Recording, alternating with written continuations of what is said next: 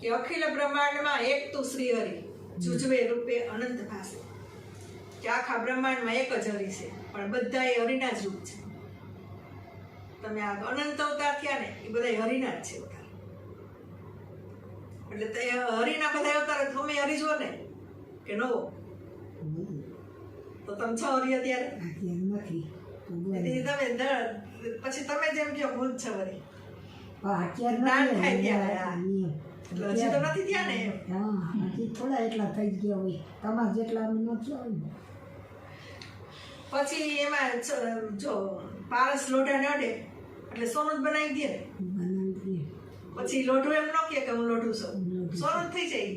સોના જેટલી કિંમત થઈ જાય એની. સંતમાં ગણાવતો બધા ચાહે સંતમાં ગણાય છે. જન્મ મરણ મટી ગયા, આત્માને જાણી લીધો, જે અગ્નિ બાળતો નથી, પવન પાણી સુકવતા નથી એવું એને જાણી લીધું. અને એ ગીતાજીમાં સ્પષ્ટ કીધેલું છે કૃષ્ણએ અર્જુનને. એ જ વાત આને સમજાઈ. એટલે એ કૃષ્ણ થયા. કૃષ્ણ હોય તો જે સમજાય કે ના બધું સદગુરુ ત્યારે કૃષ્ણ રૂપ ધરે છે. જુક્તિ આપે ને ત્યારે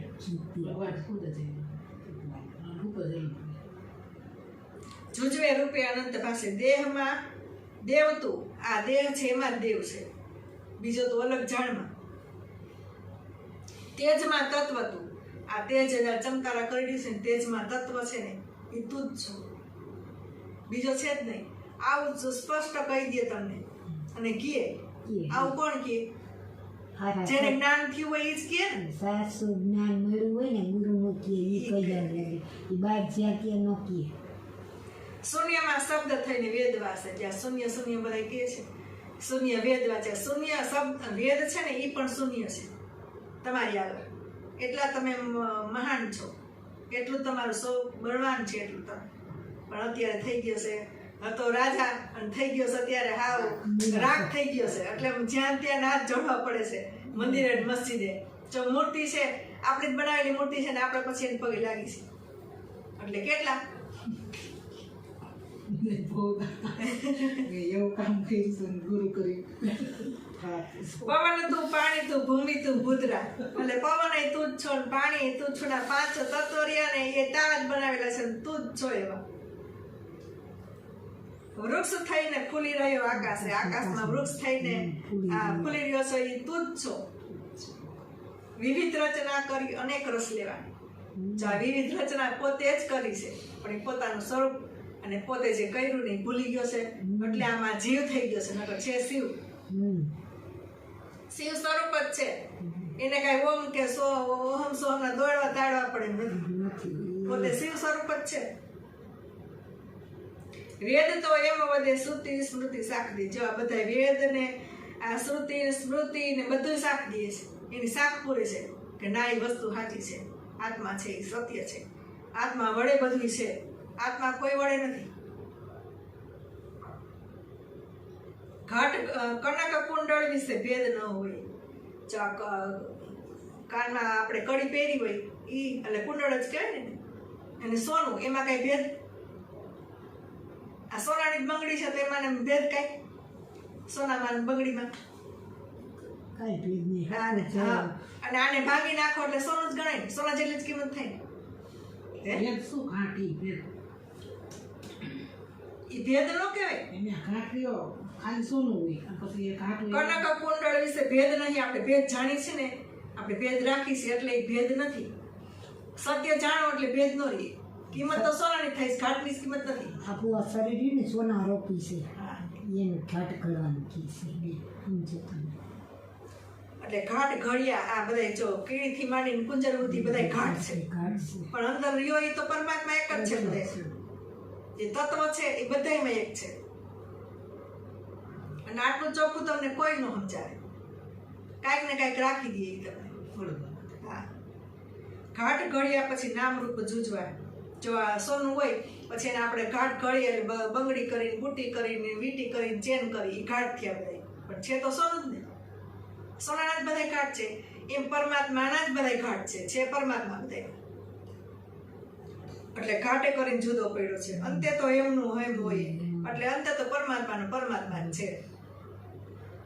આ ગ્રંથે ગડબડ કરી વાત ન કરી ખરી. આ ગ્રંથે બધી ગડબડ કરી નાખી છે. વાત હા, સોખી ચોખ્ખી વાત ન કરી. પણ જેને જેવું ગમે એમ લે, પછી કોઈ મૂર્તિ પૂજે ને કોઈ હોમ કરે ને કોઈ હવન કરે ને જેને એવું સારું લાગે એ બધા હવ કરે, પણ છૂટા નહીં કોઈ એમાંથી. મન વચન કર્મથી આપ માની લહે છે. મનથી વચનથી અને કર્મથી પોતે માની લે છે કે આ બધું હું કરું છું, પણ પોતે કાંઈ કરતો નથી. સત્ય છે એમ જ એમ શું છે? આ સત્ય વસ્તુ છે, જેમની છે એમ એ તો કોક જ કહેવા જેમ છે એમ કે તમે જ પરમાત્મા છો, તમે જ સોનું છો, તમારે કાંઈ થવા પડવું નથી. વૃક્ષમાં બીજ તું, બીજમાં વૃક્ષ તું, જવું પણ તંત્ર એ જ પાસે. જો આ વૃક્ષમાં જ બીજ છે અને બીજમાંથી પાછું વૃક્ષ થાય છે. એ છે અલગ કે બીજથી વૃક્ષથી અલગ હોય બીજ, તો બીજથી વૃક્ષ અલગ હોય?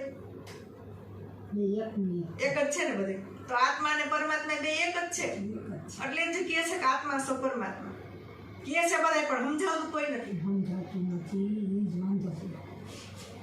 ભણે નરસૈયો એ મંતરની શોધમાં. નરસૈયો ભણે છે, આ સાચું કહે છે કે મન બધી શોધ કરીને કહે છે.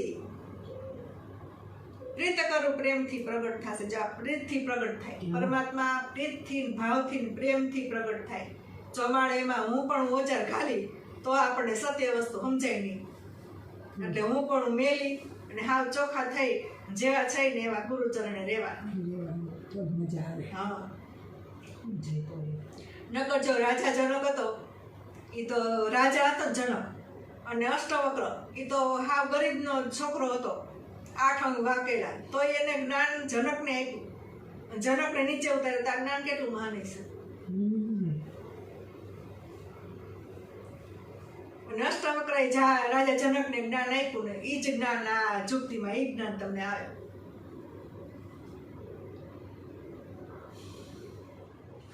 ખબર ન હોય, ટપો ન પડે ત્યાં સુધી એમ થાય. સીધા ભજનમાં સાંભળતા હોય ને યાર,